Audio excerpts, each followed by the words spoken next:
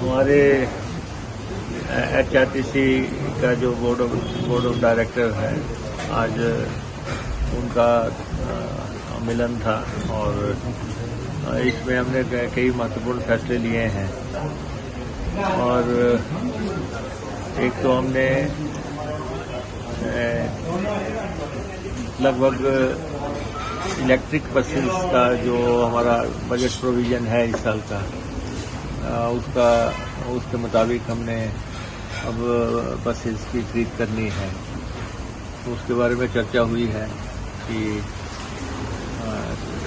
जो electric buses जो big way में हमने लेनी है, तो उसमें टाइप 1 बसेस हम खरीदेंगे 327 के आसपास, 327।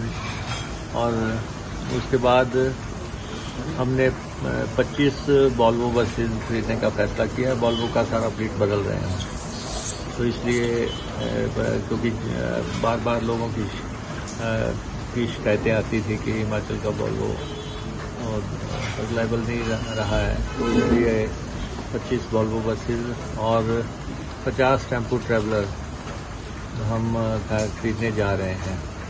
और उसके बाद हमने हिमाचल प्रदेश सरकार से आग्रह किया है कि अपनी नीति में छूट देते हुए इलेक्ट्रिक बसेस खरीद करने का फैसला किया है, लेकिन परिस्थितियों को देखते हुए इलेक्ट्रिक बसेस पूरी कंट्री में अवेलेबल नहीं है और 1-1.5 साल का समय लग सकता है।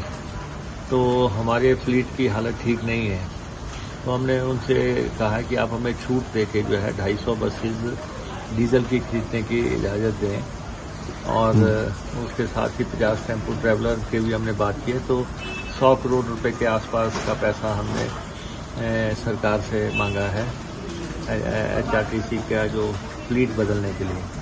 और जो ये 25 वॉल्वो बसेस और 50 टेम्पो ट्रैवलर जो दूसरे हैं, ये हम अपने रिसोर्सेज से खरीदेंगे। इसके अलावा हम 25 करोड़ रुपए के आसपास की कुछ इलेक्ट्रिक बसेस शुरुआत में लेने का हमने फैसला किया है।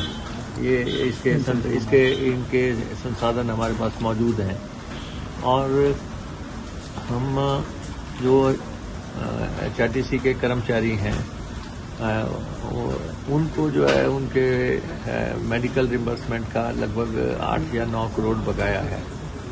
और हमने बोर्ड में फैसला किया है कि हम ये सारा पैसा कर्मचारियों को जो है जल्द ही जो है चुकता करेंगे, क्योंकि कर्मचारी का स्वास्थ्य जो है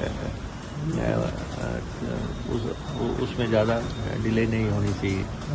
और उसके बाद हमने ये भी फैसला किया है कि कर्मचारियों का जो हमने अभी देखा कि ड्राइवर की हार्ट अटैक से मौत हो गई, पहले भी एक हार्ट अटैक से जो है हादसा पेश आया, तो हमने एनुअल मेडिकल चेकअप सारे कर्मचारियों का कराने का फैसला किया है कि जितने भी हमारे ड्राइवर्स हैं, कंडक्टर हैं या कार्यशाला में जितने हमारे एम्प्लॉयज हैं, उनका मेडिकल चेकअप हम करवाएंगे ताकि उनकी सेहत के बारे में जानकारी हमारे डिपार्टमेंट को रहे।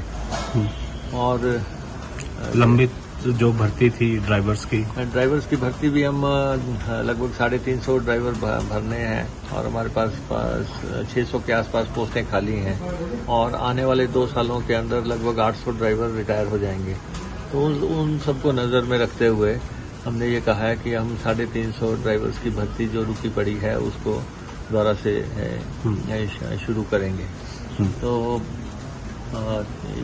ये बातें हमारी हुई हैं और इसके अलावा कुछ इश्यूज पे डिस्कशंस भी हुई हैं कि, और सबसे इम्पोर्टेंट ये है कि हमने HRTC के MD की अध्यक्षता में रिसोर्स मोबिलाइजेशन की कमेटी बनाई है कि, और HRTC के जो घाटे के कारण जो हैं वो रिपोर्ट जो है उनको हमने एक निश्चित टाइम फ्रेम के अंदर रखने के निर्देश दिए हैं कि आप ये सारे प्रदेश की जनता को बताया जा सके कि HRTC क्या कर रही है और उसके घाटे के क्या कारण हैं। क्योंकि यहाँ पे ना तो हवाई जहाज है ना यहाँ पे रेल यात्रा है। यहाँ पे सड़क मार्ग भी है और सड़क मार्ग में भी सबसे ज़्यादा डिपेंडेंटी HRTC पे ही है। और घाटा तो सबको नज़र आता है, लेकिन आप ये देखते हैं कि हम 50% महिलाओं को यात्रा करवाते हैं, मुफ्त की यात्रा करवाते हैं।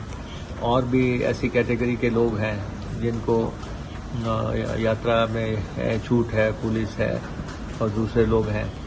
और उसके बाद हमारे जो रूट्स हैं, यहाँ कोई बस लेके नहीं जाता, वहाँ हम लेके जाते हैं। यहाँ पे 1-2 यात्री भी हैं और कोई प्राइवेट ऑपरेटर नहीं चलता, वहाँ पे हम जाते हैं। तो इसलिए वो भी एक घाटे का कारण बनता, लेकिन सोशल रिस्पॉन्सिबिलिटी है हमारी, तो हम उसको मीट करते हैं। दूसरा, हर व्यक्ति, हर विधायक या हर राजनेता या ग्रामीण लोग कहते हैं 2 किलोमीटर बस आगे बढ़ा दो, 6 किलोमीटर बढ़ा दो, तो जो बसों के का जो है गंतव्य स्थल बदला जाता है, उससे हर किलोमीटर पे हमें जब लगभग 70 से 80 रुपए का लॉस होता है।